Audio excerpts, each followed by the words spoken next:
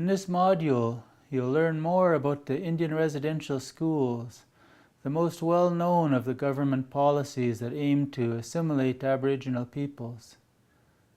It's important to be aware that the residential schools were one of many destructive and misguided programs aimed at assimilation. For example, lesser known among the general public is the 60s scoop, which is the common name for the widespread child apprehensions that were implemented through social services. Through the 60s scoop, thousands of Aboriginal children were removed and placed in the homes of non-Aboriginal parents across Canada and in other countries. I have many relatives and friends who are residential school survivors and several close family members who were only recently reunited because they were adopted out overseas. My nephew grew up in England under this policy. Many Aboriginal children were raised with no idea that they were Seelich, and as adults have struggled to reconnect with their families, communities, and cultural knowledge. Once they were removed from their Seelich extended families and communities, Seelich children were expected to adopt Euro-Canadian values, belief systems, and take their place in the lower classes of these foreign societal structures. When children were removed from the communities, extended families were denied the joys and responsibilities of childcare and what knowledge their children had access to.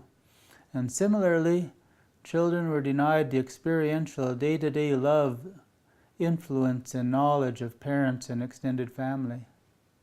Since the 1990s, many Aboriginal survivors of the school systems have publicly shared their experience of attending the schools. The majority of survivor accounts are extremely negative, and individuals describe loneliness, fear, and abuse. A small number of individuals have positive memories of the schools. Many of these survivors were sent to the schools when they were orphaned or had no family members who were able to care for them, such as those families where parents and grandparents were survivors of the schools.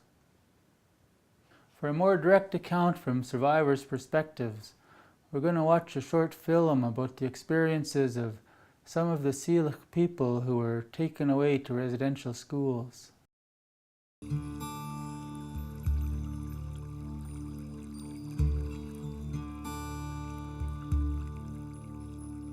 My mother told me years ago when she was just a girl about the way that she was raised in residential school.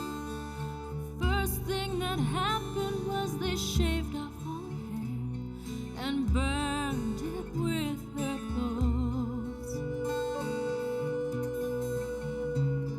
She told me she was not allowed to speak her native tongue, and I believe they wanted her because she was so young. They said it was their duty to save the little heathen, all in the name of heaven. Who are they to tell us how to live? Who would I be if we hadn't burned the bridge between the old ways and the new? There's nothing I can do to bring back yesterday. We are survivors. We were stripped of everything. Our culture, our families, our beliefs, our language, and all that is Indian. This film was made by a Seelich woman, Virg Baptiste, a member of the Osuyus Indian Band and a tireless advocate for all survivors of the Indian residential schools. Virginia, known to all as Virg, attended Cranbrook Residential School from 1955 to 1963.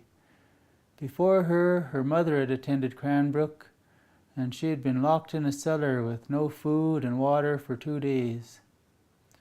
Virg and her brother Bugs attended the school. Her brother was crippled for life after being pushed down the stairs by a priest. Her mother put her 2 youngest children in foster care rather than send them there. Virg barely spoke English when she first went to the school, and for the rest of her life she struggled to use her own language, right up until she passed away in 2004 from a heart attack, blind and confined to a wheelchair from diabetes. 3 generations of Virg's family were pulled apart and damaged from the Indian residential school experience. Her story is not atypical and speaks to the struggles of so many other survivors and their families today. Residential schools devastated individual children and the extended family systems upon which Syilx society was built.